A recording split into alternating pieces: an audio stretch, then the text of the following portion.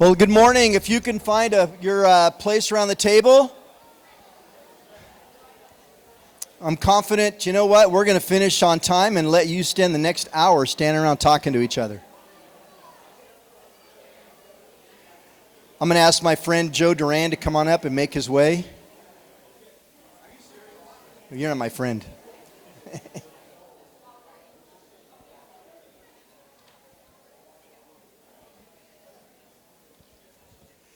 You can grab one more cup of coffee. I want to thank God. It's on from the back. Let me thank God for us. Master, thank you for the privilege you give us to be your sons and daughters. You love our city.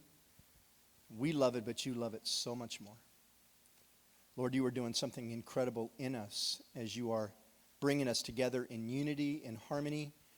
And in fact, sometimes even with all the public discussion around negative stuff and in passion and just so many different things, Lord, we know that you're doing something special when it comes to empowering our neighborhoods and empowering our neighbors. We are starting to literally take your word when you say to us to love our neighbors. We're really literally working to love our neighbors. And what a great thing that's happening in our city. Thanks for the rain. Thank you. Thank you so much for that. In Christ's name. Amen. Joe? Is this on? It's on. Did we mention anything about Jeff's new son? Oh, Jeff had a baby boy yesterday. That's right. Jeff Pishney. That's right. That's right. Beautiful baby boy. I have the impossible task. Gosh, you did your sensitive thing. Good job, I know. Linda. Good job. Jeez, thanks, Marvin. I have the impossible job of interviewing Lonnie Davis for 3 minutes. In 3 minutes, watch this. How many people know Lonnie? Would you start praying right now? Lonnie, somehow Good morning. We're going to try to do this in 3 minutes. Or How hard can it be? Okay, let's go. Okay. Seriously, Lonnie is one of my heroes. He's a guy that's not, he's willing to really get dirty. He's really willing to kind of get in the mud and get things done. This isn't starting good. I know it. So, I know he is. But anyway, Lonnie, tell us a little bit about what you got going on and how things are going. Wow. About 15 years ago, I got started with an organization called Hope Haven. We collect wheelchairs in Northern California, and they're refurbished by a prison. And about 200 volunteers back in Iowa and South Dakota. And then we started doing containers of wheelchairs, putting together teams and taking them into Central America, South America, and Mexico. We've been all over the world, but those are the primary focus countries. And that's been a kick. We've done over 30 containers. Each container is 200 wheelchairs. We generally take a team of about 20 people, and it's absolutely exciting, life-changing event. You have an opportunity to seat kids. We take complex rehab wheelchairs as well as regular wheelchairs that you would put your grandma in if she had a broken hip or something like that. And we spend an average of an hour or an hour and a half on each wheelchair, making sure the person is properly fitted into the chair. So that's been a kick. We started doing fundraising for that and had so much fun doing the fundraising part of it that we thought, this is just an opportunity to expand this for the community, because most of what we were doing was international, and so we decided to do something for the community, and we started Uncle Lonnie Presents, which is a 501c3, and its design is to serve nonprofit corporations in our community. And so there's going to be a line out the door. I'm going to be standing back there passing out business cards. What that does is we take the risk. We take all the risk for the event, set it up, coordinate it, and put together, right now we're putting together concerts. We're probably going to do about 6 of those this next year. And we're meeting later this afternoon with Society for the Handicapped. There's other organizations that we've done concerts for. We did one for the Redwood Center about a year and a half ago, something like that, and brought in a guy named Randy Stonehill. Some of you might remember him. But we do these kinds of events to provide funding. We don't take anything from the event. And so all of the administrative costs and everything for Uncle Lonnie Presents and for Hope Haven West is provided by benefactors. And so everything that comes into those organizations is transferred into the nonprofit. So it's a pretty cool model. We've enjoyed doing it. It's a kick. We've had a blast just getting acquainted with a lot of new people in the community, and looking forward. It's so exciting. Is this a signal? Okay, all right. And so No, this this would be a signal. okay. Getting so excited about what God is unfolding and revealing. I'm having to backslide in order to sleep. What does that mean? Well, I don't know, but I just alienated all the holiness people. So anyway, so questions. Anybody got any questions? No. Nobody's got any questions? We would love to have Lonnie back. And Oh, we would like to have yeah, one. we We would. We will sometime in the future and be able to give us a larger we go. presentation. Okay. Yeah. Okay. Yeah. Oh, Rich. Oh, that's good. That's a great question. Anything they can participate in. As a matter of fact, March 21st, next month, we've got an event in series at 4th and Lawrence that we're calling the Mother of All Potlucks. It is the mother. We've invited over 700 people to a potluck dinner. And we have no idea what they're going to bring. This is going to be totally bizarre, and it should be fun. We're going to have entertainment there. We're going to tell the story about Hope Haven and the whole wheelchair thing, Uncle Lonnie's and different kind of things like that. Have you met my friend Marvin? I love this guy. He's Thanks, a little bit intrusive. Thank you. Thanks. Give Lonnie a hand. We love Lonnie. This 3-minute piece, that's tough. That's tough. I'd like Teresa Kinney from Jeff Denham's office to come on up to Assemblyman Jeff Denny. Where's Teresa? If Andrew, can you click the next slide for us, please? This past week, Wayne Bridegroom, come on up, Wayne. I'm going to let Teresa, if you could grab the mic, Teresa, received a community award, and we want to celebrate Wayne. So give way to one of our heroes. Do I have longer than 3 minutes? No, you don't. Well, I'm going to read this because I think it's Okay. important that all know how important Wayne has been to the community.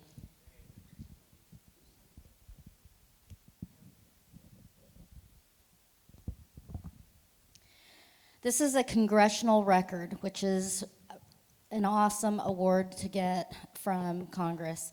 And Congressman Jeff Denham spoke this on the floor of the House. Mr. Speaker, I rise today to recognize and congratulate Reverend Wayne Bridegroom for receiving the Martin Luther King Legacy Award. After 40 years of being a pastor, this is a well-deserved recognition. In 1973, Reverend Bridegroom started at Central Baptist Church in West Modesto, where he still lives today. In 1981, he became the pastor and opened his doors to many ethnic groups. He began by ministering to Southeast Asian and Latino immigrants, but soon Central Baptist became home to the Laotian, Hmong, Cambodian, and Hispanic populations as well. In 1980, he brought many of the Anglo churches from across town to form Modesto Outreach Ministry, which later became the Christian Challenge Ministries.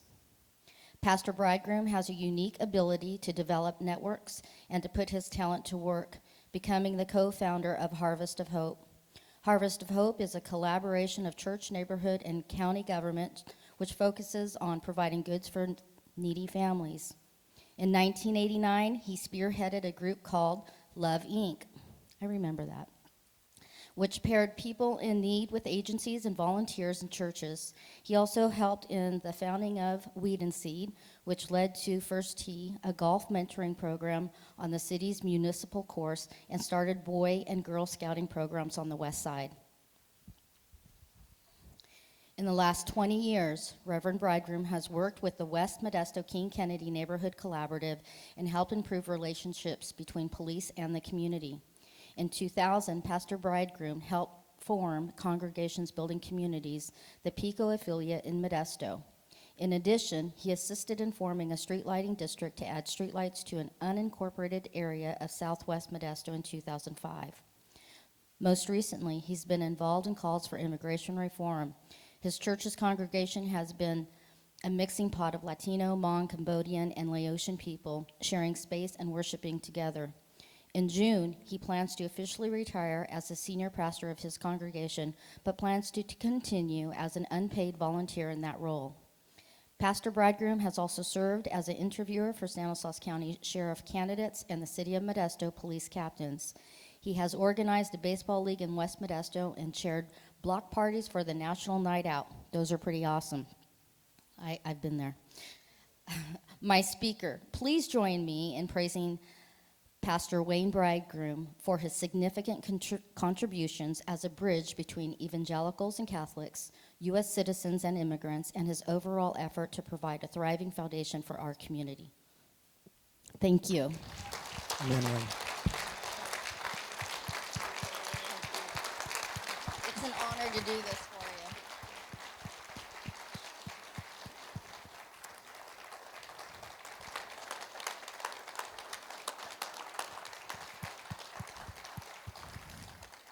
you. It's no wonder I feel so old.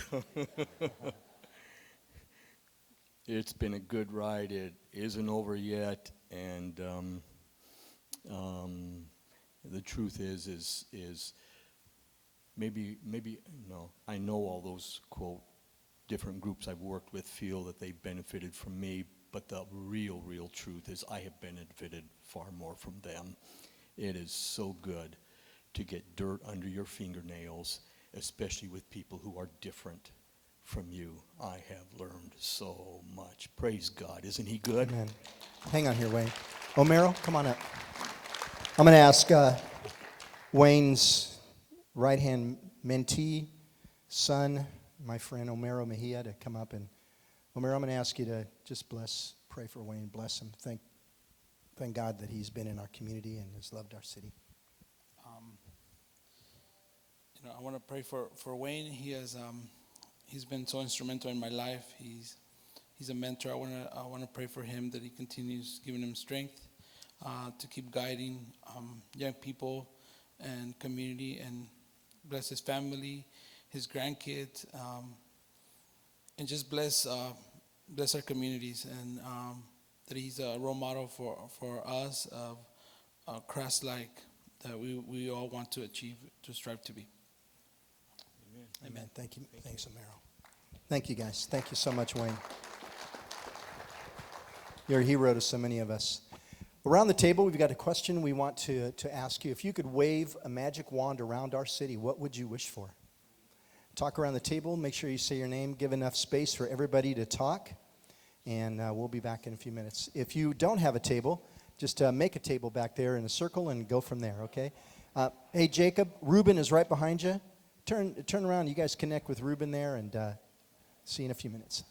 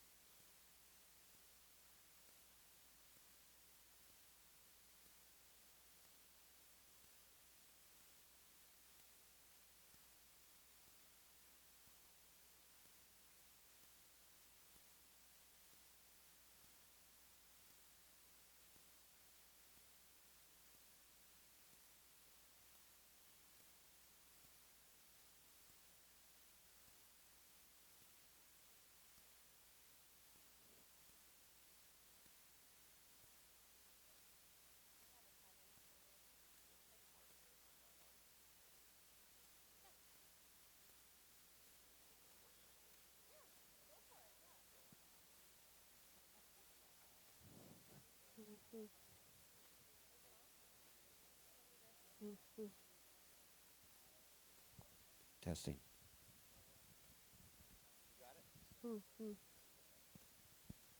Testing, testing. Try yours. Testing.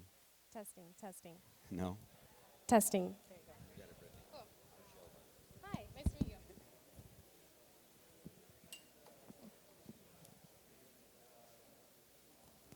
Good morning, everybody. I'm going to stand up here because I'm vertically challenged, so. All right, so I have the pleasure of introducing our speaker today. He wrote this awesome book that during question and answer time, we're going to give some out, so have some thought-provoking questions ready.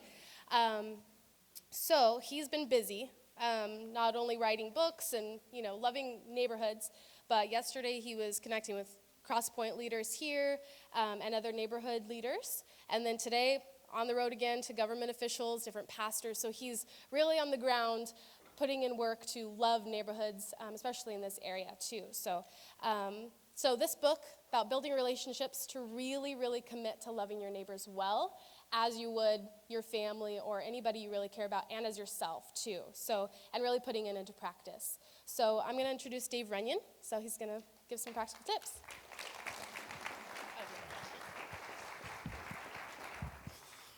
Good morning.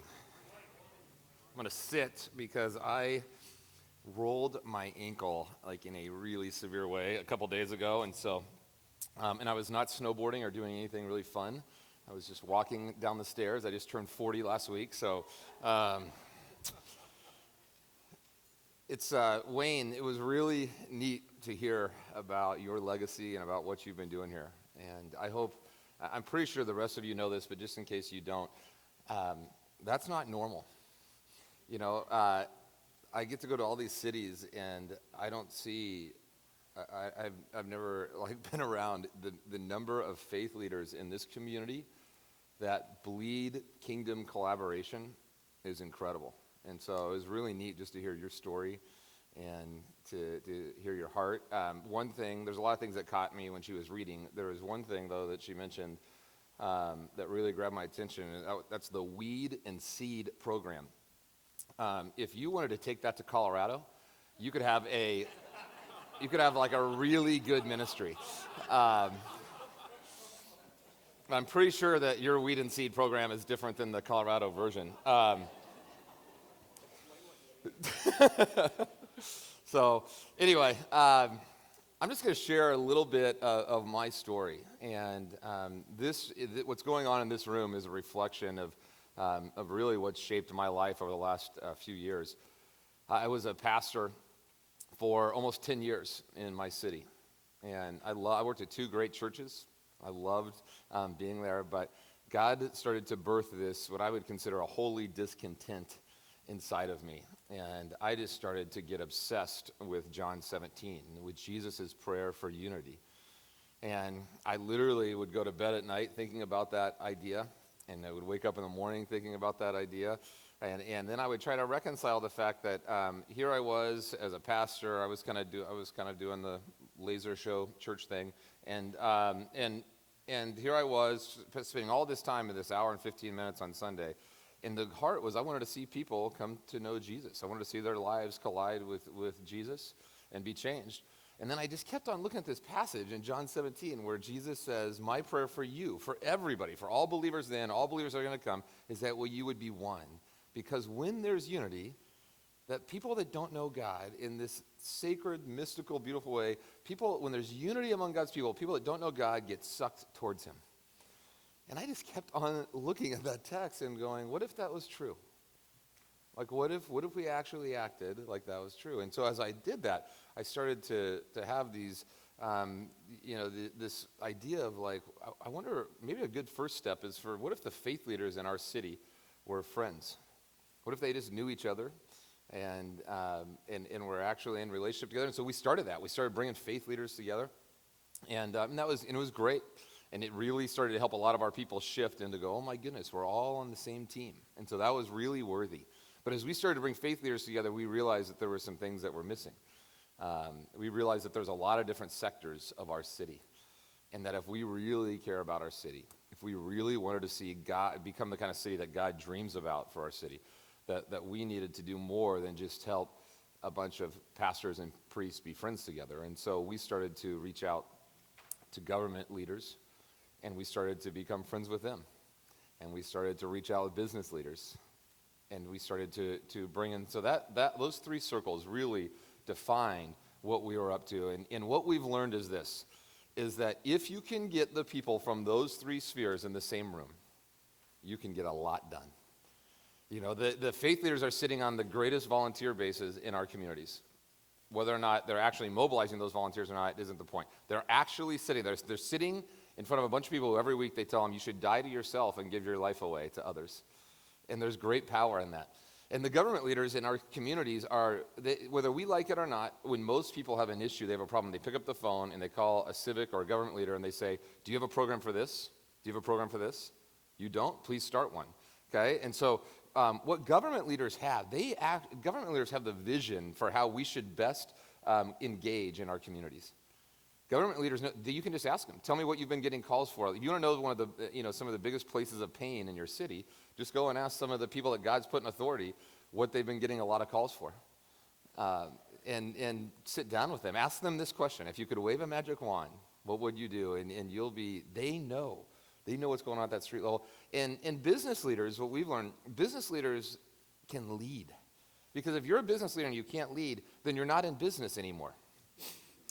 And that's not always true for us pastors and government leaders, to be honest, right?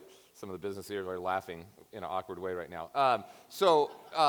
And then also, like business leaders actually have resources. They can help us. And so we've just learned that when you get those three groups in a room, and you begin to center them on the issues of those who are unfortunate, you have less in a community, that really, really good things happen. And the other thing that we've learned too is that most of us, if we just stay on our own silo, we start to lose hope. All of those people, government leaders didn't get into that world because they wanted to just get bogged down in bureaucracy and sit in a lot of meetings. They got into that world the same reason a lot of faith leaders did, because they had a calling. They wanted to make a difference. Pastors didn't get into being just to play church. They wanted to be part of a movement. And business leaders feel the same way. And so when we start to actually bring those groups together, it just starts to bring to life a lot of really good things. It starts to remind all three of those groups of what they really got in it for. And so what's going on here in this room is this is the real deal. And as you guys continue to come together and meet together and get to know one another, I'm hopeful that you'll begin to start to dream about what are the things that the people in this room could do together that if they stuck in their own silos that they would never, ever be able to do. And that's a big part of my story. As I started to dream about our city and our community, as we started to gather faith leaders, we had this horrible realization. We realized we were thinking, all right, we're going to stack hands. And we're gonna serve in our city together. We're gonna move. We're gonna pick one issue, and we're only gonna stick on one, and then we're gonna move the needle. And then we had this horrible realization that we actually don't know our city well enough to figure out what the smartest thing to do is. And that's a real indictment on those of us that are faith leaders. But we were lucky enough to begin to start these conversations with government leaders, in which we would ask them. And sit there and say, hey, what's your story? How did you end up in this position? We just wanted to get to know you. Number two, what's your dream for our city? And number three, if you could wave a magic wand, what would you change? And we were always, that third question is what we were always sitting there with our little notepads going, what is he going to say? Is it going to be that thing that we could all stack hands on? And is it going to be this, is he going to give us the answer, the most strategic thing that we could do together in our community? And 5 years ago, I was sitting in a room with the mayor, and 24, so we're doing 22, 24 different leaders, a lot of faith leaders. Mayor pulls out this little piece of paper, and he starts, we told him, we loaded him up with a question. He pulled this little piece of paper, and he starts to read down. He goes, I want to live in a city where there's no elderly shut-ins. I want to live in a city where there's no at-risk kids. I want to live in a city where there's no financial debt. So, and there was weird stuff in there, too. He's like, I wish we had a better newspaper. We're like, we can't really help you with that. I want to live in a city where there's no single moms living below the poverty line. So he had like 11 things. He put his little piece of paper away in his pocket, and then just like in passing, he says, if you really wanted to make the biggest difference, you'd figure out a way to start some kind of neighboring movement. And it wasn't like this huge, profound moment or anything, but it just struck many of us, the pastors sitting in that room, to have God like put a civic official into our room and for God to use them to say, hey, you know what you should do? You should like think about this. Why don't you think about getting all your people that show up into those churches, why don't you get them to do the thing that Jesus said matters most? What would that look like? And so we start poking at him. Just in that, we're like, what do you mean? He did this whole thing about, we started all these programs, and I'm so tired of the programs that don't work, and then they're not sustainable, and the funding runs out, and then we have to shut down the program, and all the people's lives that we were serving, they actually go back to the way that they were if they're still alive. He said, but I've noticed that the people's lives that are actually changed are the ones that they get into relationships with the people based on proximity. The people around them actually get to know them and then care for them. And he said, and those types of relationships, they go on forever in perpetuity. And then he said, there's a beautiful line. He said, a lot of us in the city are starting to realize that relationships always trump programs. Relationships always trump programs. And you know, he couldn't have stabbed us in the back any harder as you sit there in that room, and he sits there and says, I'm just starting to think that this neighboring thing is like really, really important. And he left the room, and we are sitting there, and we're like, we did something really smart. We didn't like go, we're going to, this is what we need. We just said, let's pray. Let's just take a couple months and pray. And then let's come back. And this created a huge crisis for me personally. I'll never forget driving home that day from that meeting. And I had a couple thoughts. And my first thought was this: Jesus is a genius. Yeah, it feels weird, huh? Why didn't I ever think that Jesus is the smartest person that ever lived? And why wouldn't I ever think that maybe it's just possible that Jesus is so smart that when he gets asked to boil the entire text down to one commandment, and he says, love God with everything you have, and love your neighbors as yourself. Is it possible that Jesus has given us a simple strategic plan that would literally change the world overnight if every Christian did it? And then there's only one problem. 99% of Christians have figured out a way to excuse themselves from taking that commandment literally. My second horrible thought was this. I wasn't doing it.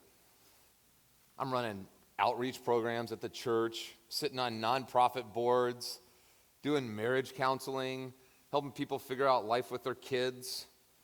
I'm doing so much good stuff, it's not even funny. So I don't have any time to actually know the people that God has placed right around me. So I'm pulling into my neighborhood, and I go in, I sit down with Lauren, and I tell Lauren what happened. My wife laughs at me. And my wife has always been ahead of me in this idea of literal neighboring. She just laughs. She's like, wow. And so we decided, let's do an experiment. Let's take 1 year, and let's just try to be a little bit more present in our neighborhood. And that was 5 years ago. And every year we just get deeper and deeper in.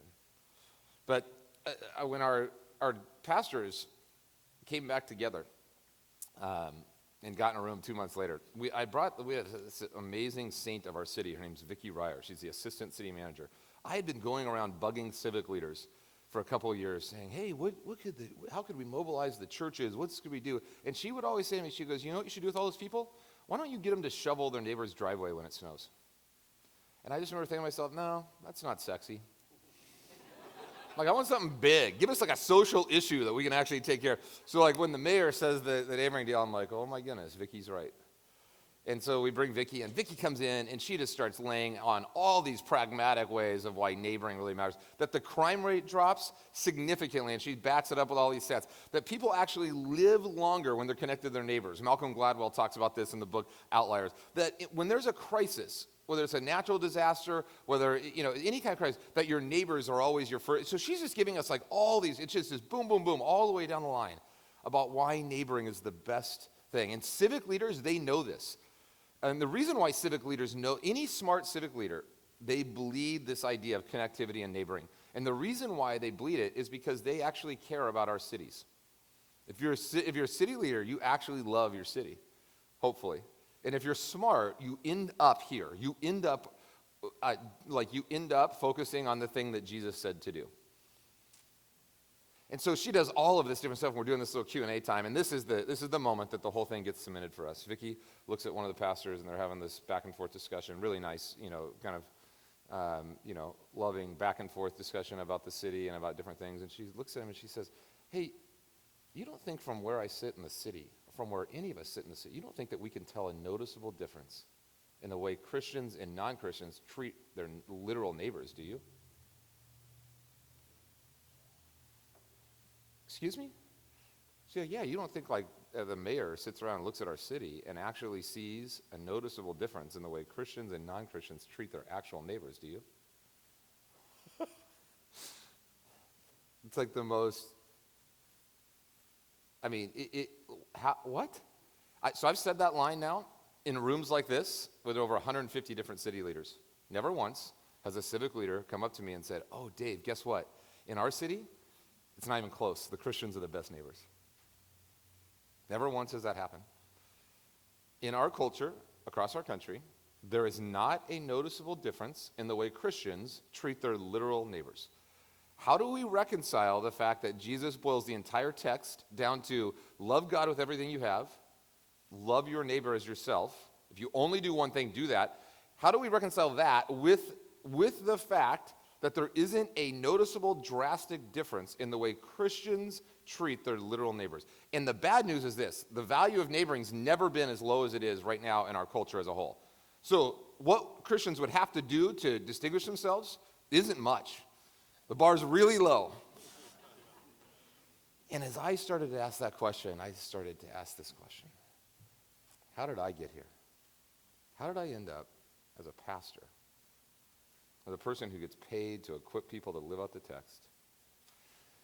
And yet, I'm driving into my neighborhood, and I know less than half of my neighbors' names. And as I started to think about how I got there, I just started to realize that I had allowed myself to take the most important teaching of Jesus, and I've allowed myself to get inoculated to it.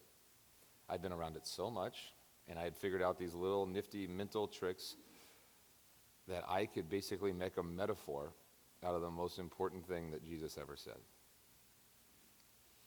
And then I could distance myself from it. There's probably nobody in this room that can relate to that.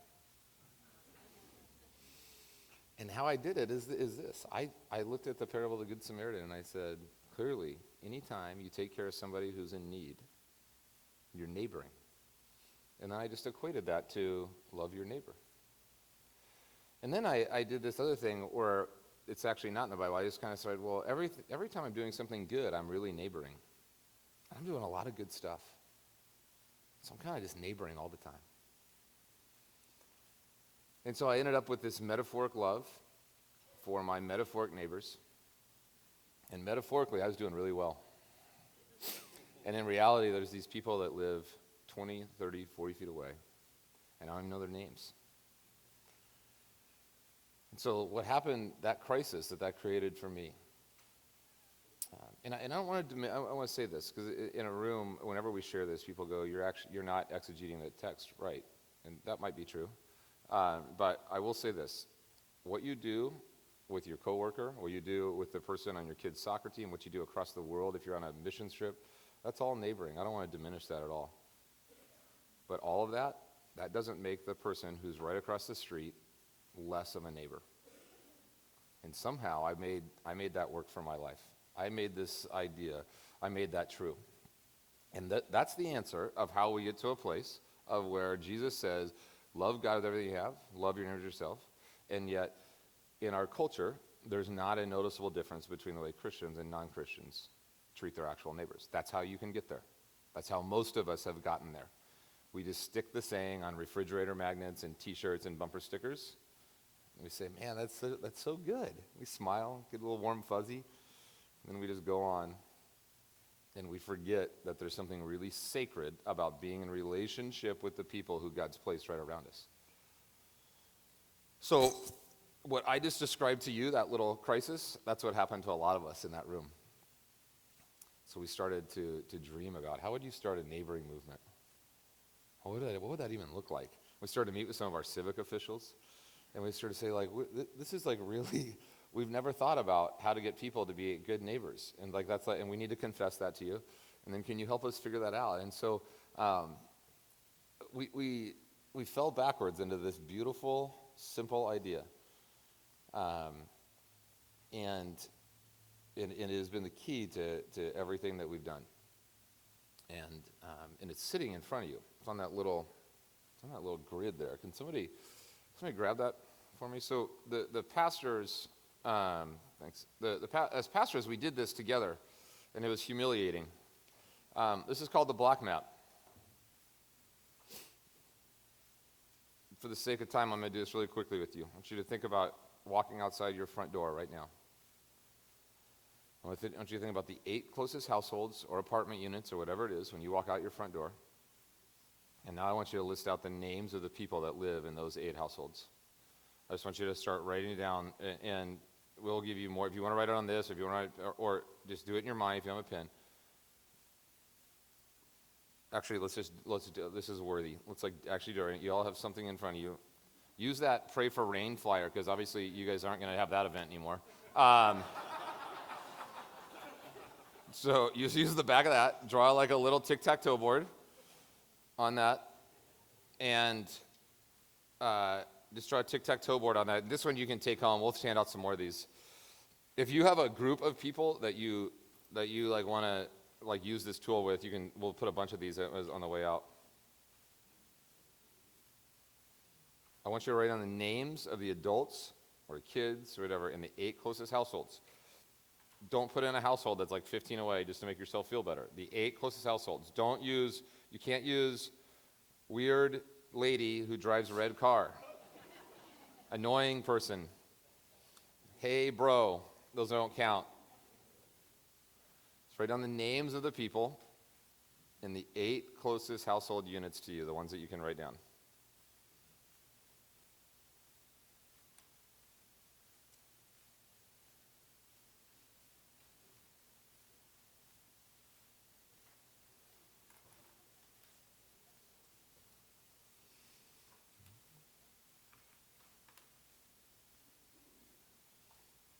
A lot of you are done writing. It's all right. I could do 2. When the first time I did this, I could do 2. I'd met a lot of them before, but I didn't find them important enough to actually remember and retain their names.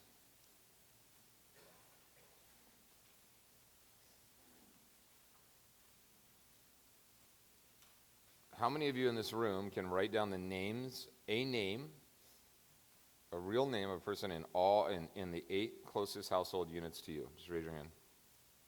1, 2, 3. Wow. Hold on. Whoa, this is like a record. Get 8 households. 1, 2, 3, 4, 5, 6. Okay. That is abnormally high. I usually do this. It's almost always 10% or really probably 5%. Raise your hand if you can name 5. You can list off the names of the people, of like the couple or the kids in 5 of the 8 households. Raise your hand. Put them up. Okay. Give them up. 1, 2. Yeah. 5 or more.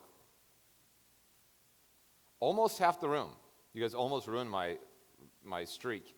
I've never been in a room where it's been half or more can name more than half their neighbors. Here's what we learned when we started our little neighboring movement. This is the key, right here. That just learning and retaining a name is the biggest obstacle for all of us in taking the next step with our neighbors. I used to think that good leadership, I was always taught good leadership is about setting the bar high, and so people will rise up, and that's how you get things done. Here's what we've learned in this movement. If you want to start something that'll really go viral, the key is to set the bar so low that people are ashamed not to step over it. How low can we get that bar so that most people will say, I'll step over that bar? See, we have Christian leaders sitting in this room, and less than half of the room can list off the names of the people who live closest to them. I don't think God's really pumped about that. My buddy who wrote the book with me says this. He says, I'm not an expert on love, but I do know that in order to love somebody, it might be good to know their first name. Yeah. And so what would just happen if people of faith all around Modesto would just say, you know what? I'm just gonna make it a point to learn and retain the names of the people that are right around me. Because what we've found, we've done all kinds of stuff. Block party kids. I mean, you can go online and look at all the stuff that we've developed. But we're actually regressing back to this. We did this for a solid year. We just sat in front of the people of faith in our community, all these different churches coming together, and we did joint sermon series, and we put these in bullets. We did this for a year. We said, how many can you fill in now? Okay, this is our 3-month checkup. And we just kept going back to this idea of a name. And the fruit that came from that was so powerful. Because once you have the name, it starts you to free up these other things to happening. For me, I went from, hey, bro, to taking that step, to grabbing my neighbor who was mowing his lawn, him stopping the lawnmower, and having that little awkward moment saying, hey, man, I just feel so weird. I forgot your name. And I know you've given it to me 3 times. And then all of a sudden, I did something really important. Matt, wrote down Matt. And then I started to use his name, and we talked. And he started to use mine. And then we started to talk a little bit more than just, hey, Matt.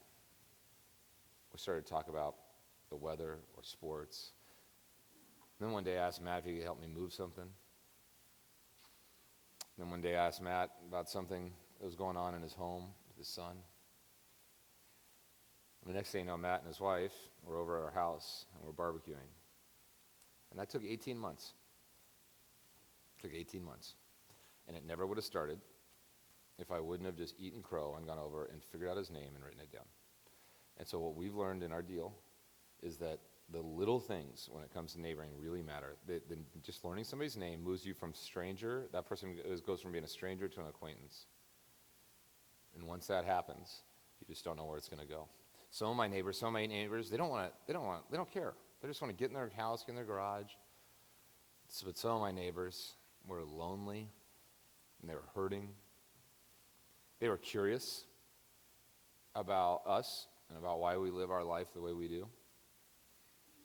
And so this deal has just been a great ride. And what it's allowed us to do is, and so we hand these out. I think we've handed out 80-something thousand of these magnets now. And all we say is, will you make a commitment to learn and retain the names of the people that God has placed around you? And what we've learned, if people make that commitment, it's a Trojan horse to get them into all this other stuff. And if we can just take that out. And so I want to challenge you guys here, sitting in this room, as the leaders of this city. I want to challenge you to go home. And there's stuff on my fridge I don't look at all. But for some reason, I just started to look at this. And I started to look at it every day. And I started to think, I started to fill it in. Once it got filled in, those people's names were in my thoughts, they were in my prayers. They went from just being that person to a real person with a real name who has a real story. And it just started to shift things. And a lot of our story is in that book that was mentioned before. If you want to read more about that, you can go and grab that. But I know I was supposed to leave time for questions, Marvin, so I left a minute and 20 seconds. How's that? Okay, 4 minutes. So let's just take a couple of quick ones, and I'll try to go really fast with them. Yes. You just yell, and I'll repeat it.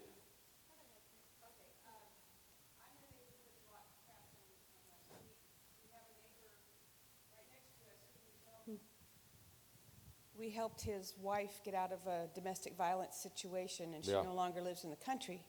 So we have to live next door to a man who doesn't like us. Yeah. And we don't engage him because he's got some behavior issues. Yet in my gut, I want to restore something, but I don't know how to do it, because we don't even want to step on his property. Yeah. Got any suggestions? Sure. No, I don't. But I do have a comment.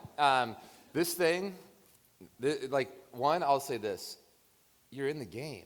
You're like right where that tension that you're experiencing. That is what it's about. That's exactly what it's about. And this neighboring thing, it will ruin you. It will totally ruin you. It is, a pastor wrote me this email a few weeks ago. He says, Dave, we're drinking all the Kool-Aid up here. I've got all these people into it. He goes, and everyone says the same thing.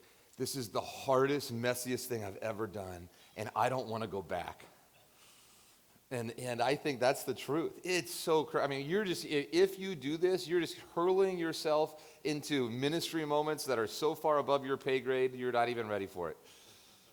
And I think that's exactly where Jesus wants us. That's exactly what it looks like to follow Jesus. It's not comfortable and safe and all these things. Like, you're in the game. You find yourself, my wife and I have wrestled more with this. There's nothing that I've ever done as a discipline that has shaped me more, that has been a better discipleship tool outside of marriage than this practice of slowing down and engaging and being present in my neighborhood. There's nothing.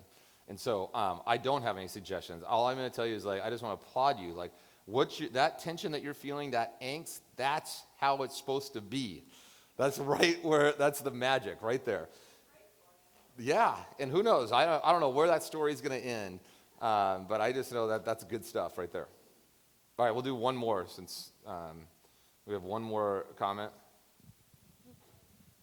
Not a comment, just like a quick question.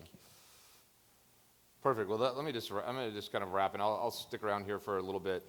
But I want to challenge maybe just this room right here. Just this room actually did this and then began to share some stories about it. So Marvin, maybe as you get some neighboring stories, can you just create that 3-minute window up there to just share and to just say, hey, I want to tell you what happened. I want to tell you what's going on. If there's people in your community there's believers in your community that already do this, and they're incredible at it. And if you kind of start preaching this idea of what you do in your front yard is just as important as serving in our children's ministry or on our elder board or in some nonprofit, what you do in your front yard counts. It really does matter. It's real ministry, and it's actually taking the text literally. So if you start to preach that message, great things will happen in your city. If you just start to challenge people to learn the names of the people that are around them, great things will happen in your community. My prayer for Modesto would be that this city becomes known as a city of great neighbors. I feel like that would be a worthy thing to aspire to, that Modesto, and wouldn't it be great if the Christians were behind that? Wouldn't it be great if the Christians were sparking a movement of doing what Jesus said matters most? Wouldn't that be cool? That feels right to me. That feels really right. So, thanks.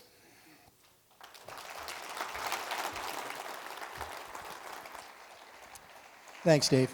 And Dave will be around. We want to be faithful to get you out of here on time. There are extra magnets in the back by Rochelle. Wave your hand there, Rochelle. And I know that there was somebody that was trying to steal some books earlier. And Brittany has some books left. There's some back there, too. So first one's to get a couple of the books. I think there's 4 back there. You can have those. But we also have a box of these if you'd like to take those.